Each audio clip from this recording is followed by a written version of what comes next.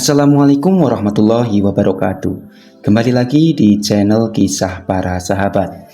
Kali ini kita akan membahas mengenai kisah Perang Mut'ah.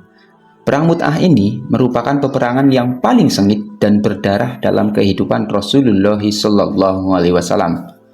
Perang ini adalah sebagai mukadimah ditaklukkannya negeri-negeri Nasrani atau negeri Kristen. Mut'ah adalah nama sebuah tempat di negeri Syam atau yang sekarang di wilayah Yordania, berjarak sekitar 80 km dari Masjidil Aqsa. Adapun sebab dari pecahnya perang ini adalah karena dibunuhnya utusan Rasulullah yang dikirim untuk menyampaikan surat dakwah oleh pejabat Raja Kaisar di Balqa, negeri Syam. Tindakan membunuh utusan adalah genderang perang bagi Rasulullah, tak lebih sebagai pengumuman perang, maka beliau menyiapkan tentaranya sebanyak 3.000 prajurit. Belum pernah sebelumnya terkumpul sebanyak itu, kecuali pada perang Ahzab. Pada perang ini, Rasulullah SAW memberikan tugas komando kepada Zaid bin Harithah. Beliau berpesan kepadanya, jika Zaid terbunuh, komando pindah ke Ja'far, dan jika Ja'far terbunuh, pindahlah ke Abdullah bin Rawawah. Rasulullah pun berpesan kepada Zaid untuk mendakwahkan mereka kepada Islam. Jika mereka menerimanya, maka terimalah, sedangkan jika tidak, mintalah pertolongan kepada Allah dan perangilah mereka. Beliau pun berpesan, perangilah siapa saja yang kufur kepada Allah dengan nyamannya dan di jalannya. Jangan berkhianat, jangan bunuh anak kecil, kaum wanita dan orang tua, dan mereka yang beribadah di tempat ibadahnya. Jangan tebang pohon-pohon, jangan robohkan bangunan.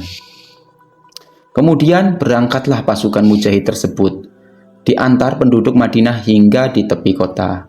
Di tengah perjalanan, sampailah berita intelijen pasukan muslim kepada kaum muslimin bahwa Raja Heraklius telah menyiapkan 100.000 pasukan Romawi di Balqa dan ditambah lagi 100.000 dari suku-suku sekitarnya, sehingga keseluruhannya berjumlah sekitar 200.000 pasukan melawan 3.000 pasukan muslim utusan Nabi Muhammad SAW.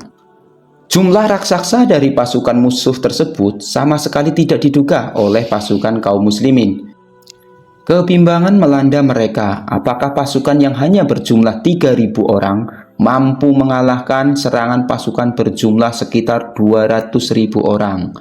Maka di Ma'an, nama sebuah daerah, mereka melakukan musyawarah untuk menentukan sikap menghadapi kondisi tersebut. Pada awalnya, mereka berencana untuk mengirimkan surat kepada Rasulullah SAW, memberitahukan jumlah pasukan musuh agar dikirimkan pasukan tambahan atau beliau memerintahkan sesuatu yang lain. Namun, Abdullah bin Rawahah menentang rencana tersebut seraya berkata, "Wahai kaumku, sesungguhnya yang kalian khawatirkan ini justru itulah yang kalian cari, mati syahid.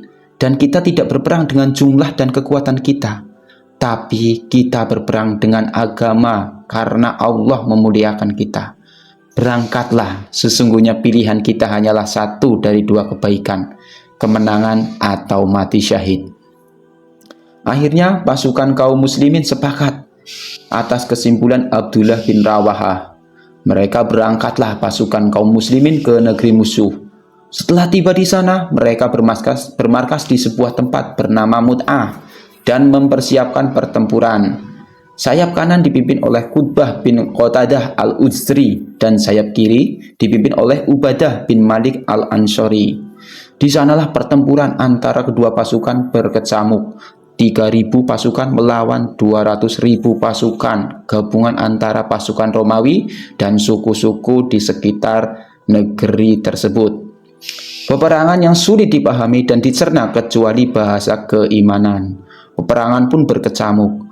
Panglima perang Zaid bin Harithah seraya memegang bendera berperang dengan gagah berani yang sulit dicari tandingannya. Namun akhirnya dia tumbang terkena panah musuh, sehingga bendera diambil oleh Ja'far bin Abi Thalib.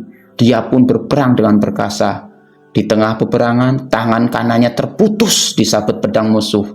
Maka bendera tersebut digenggam oleh tangan kirinya. Kemudian tangan kirinya pun putus disabet pedang musuh.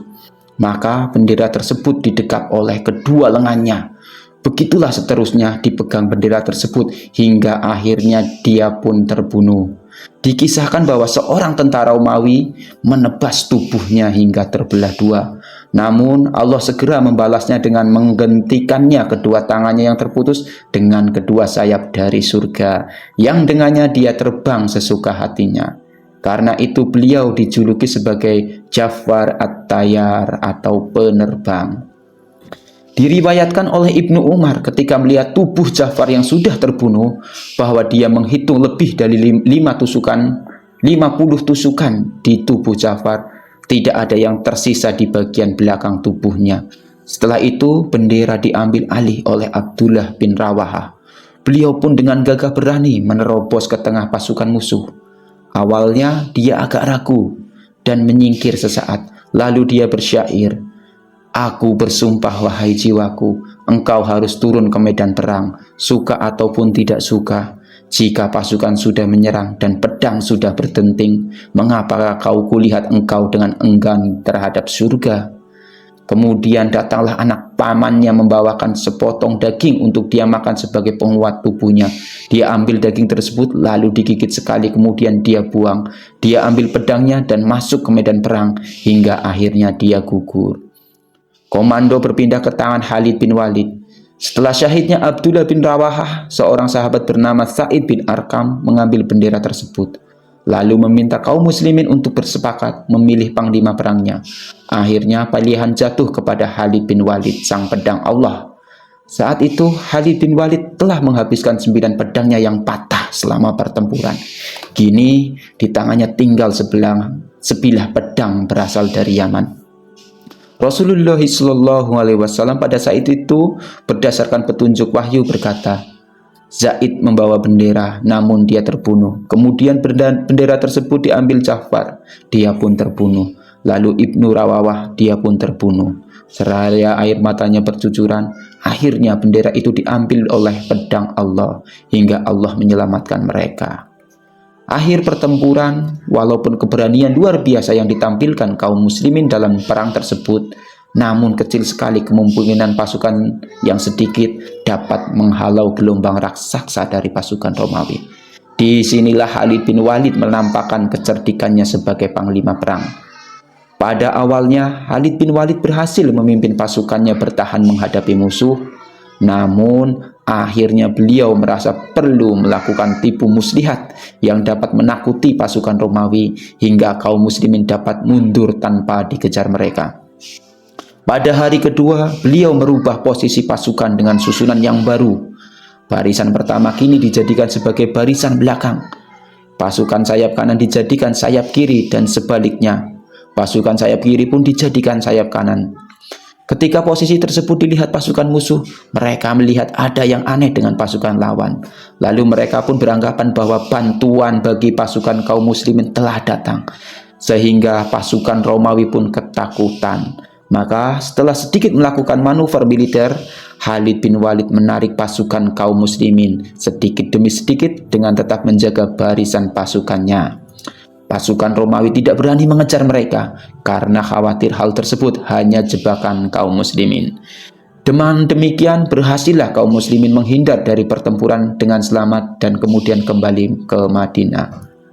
Pada perang tersebut, kaum muslimin yang terbunuh hanya 12 orang, sedangkan pasukan Romawi tidak dapat diketahui jumlahnya karena banyaknya pasukan mereka.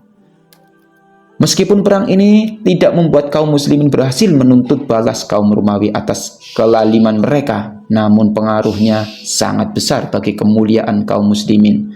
Karena setelah itu bangsa Arab sangat takjub dengan pasukan kaum muslimin yang dapat selamat dari pasukan Romawi yang terkenal kuat dan berjumlah saat besar hingga dapat kembali ke Madinah tanpa kerugian yang berarti. Hal tersebut semakin menguatkan keberanian yang dibawa oleh Rasulullah. Karena itu, suku-suku yang selama ini memusuhi Islam mulai condong kepada Islam dan akhirnya masuk Islam. Seperti Bani Sali, Asyija, Ghafatan, Zubyan, Fazarah, dan lain sebagainya. Cukup sekian pembahasan mengenai perang Mu'tah ya. Jangan lupa untuk like, komen, dan subscribe. Saya doakan semoga panjang umur, kaya raya, dan banyak rezeki. Billahi taufiq wal hidayah. Wassalamualaikum warahmatullahi wabarakatuh.